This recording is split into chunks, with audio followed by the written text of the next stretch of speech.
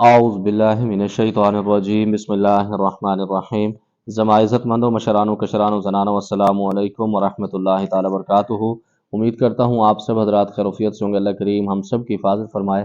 اللہ رب العزت تمام امت مسلموں کو جادو جنات کے شر سے محفوظ رہنے کی توفیق نصیب فرمائے۔ معزز خواتین و حضرات، چلہ کشی کے سیریل میں آپ تمام کو خوش آمدید کہتا ہوں۔ اگر آپ کا کوئی بھی سوال ہو عملیات کے متعلق، جادو جنات کے متعلق، جادو جنات کے مریضوں کا آپ علاج خود کرنا چاہتے ہیں، اس کے اندر آپ کو میری ہیلپ کی ضرورت ہے، یا پھر آپ چلہ کشی میری سرپرستی میں کرنا چاہتے ہیں، تو کمنٹس باکس میں بھی رابطہ کر سکتے ہیں۔ زونگ والے نمبر پر آپ پرسنل میں مجھ سے رابطہ کر سکتے ہیں۔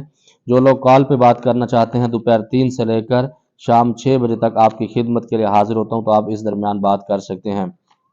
معزز خواتین و حضرات، آج کی ویڈیو میں جن سوالات پر بات ہوگی، ایک سوال یہ تھا کہ میرے ایک شاگرد نے مجھ سے پوچھا ہے کہ پچھلے سال میں نے حرم شریف میں اور مسجد نبوی شریف کے اندر ایک زکوٰۃ دی تھی، تو اس کا پوچھنا یہ تھا کہ خانہ کعبہ اور مسجد نبوی شریف کے اندر یا کسی مسجد میں یا کسی خاص جگہ پر جو لوگ چلہ کشی کرتے ہیں، اس کے لیے حصار کتنا ضروری ہوتا ہے۔ معزز خواتین و حضرات، میرے نزدیک جو میرے بزرگوں کے نزدیک معاملات ہیں، حرم شریف کے اندر، مسجد نبوی شریف کے اندر، وہاں پر کسی حصار کی ضرورت ہم نہیں سمجھتے، کیونکہ وہاں پر اللہ رب العزت کی پاک مخلوق بھی ہوتی ہے، وہاں پر فرشتے بھی ہوتے ہیں، جنات کی نوری مخلوق بھی وہاں پر ہوتی ہے۔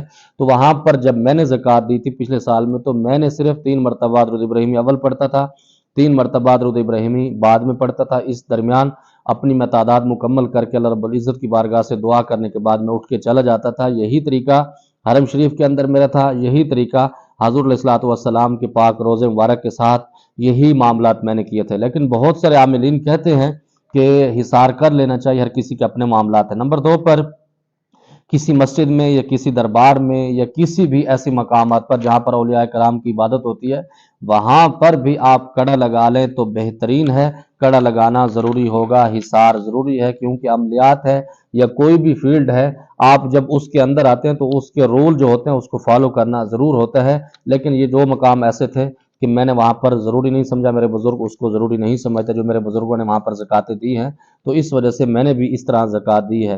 حضرت، کالے جادو والے مریض کا چلہ کشی کرنا کیسا ہے؟ میرے محترم یا میرے محترمہ، چلہ کشی کرنے کے لیے یہ ضروری ہے آپ کا ٹھیک ہونا، آپ کا تندرست ہونا، آپ کے صحت مند ہونا، آپ کا ذہن ٹھیک ہونا، اور آپ کے بہت سارے نمازوں کی پابندی کرنا، یہ چلہ کشی کے اندر بہت زیادہ ضروری ہے۔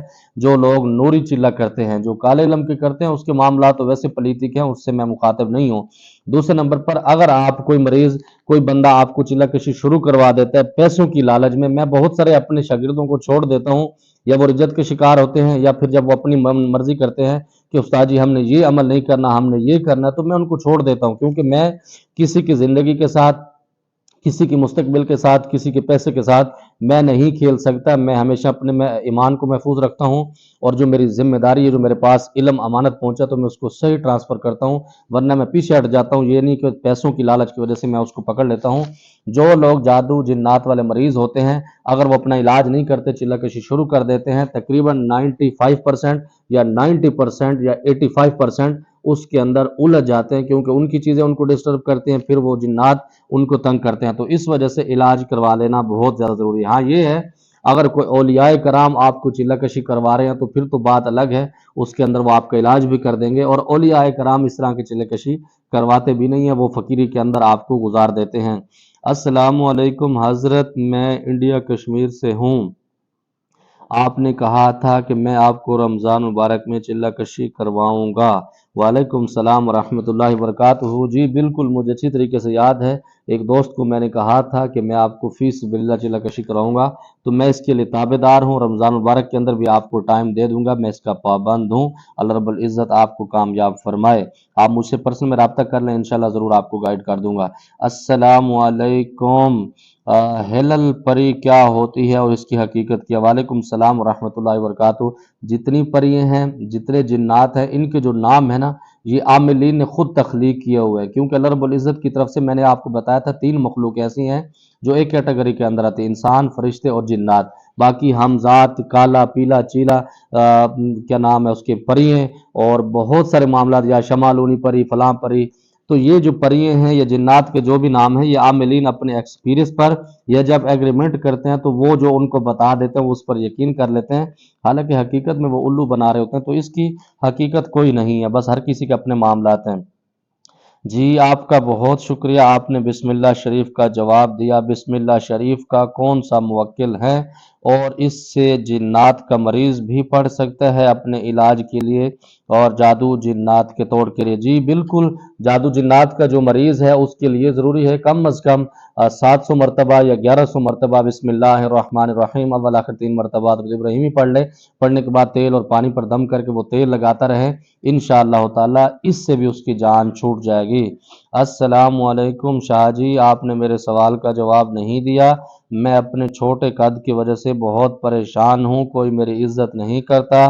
میری عمر 22 سال ہے اور 18 سال کے بچے مجھے عزت سے بات نہیں کرتے، مجھے گالیاں دیتے ہیں اور میرے گھر والے میری عزت نہیں کرتے۔ میں بہت پریشان ہوں اور میرا قد تقریباً 3.5 فٹ ہے اور میری عمر 22 سال ہے۔ برائے کرم مجھے کوئی طریقہ بتا دیں میری عزت حاصل ہو جائے مجھے، میں آپ کو دعا دوں گا۔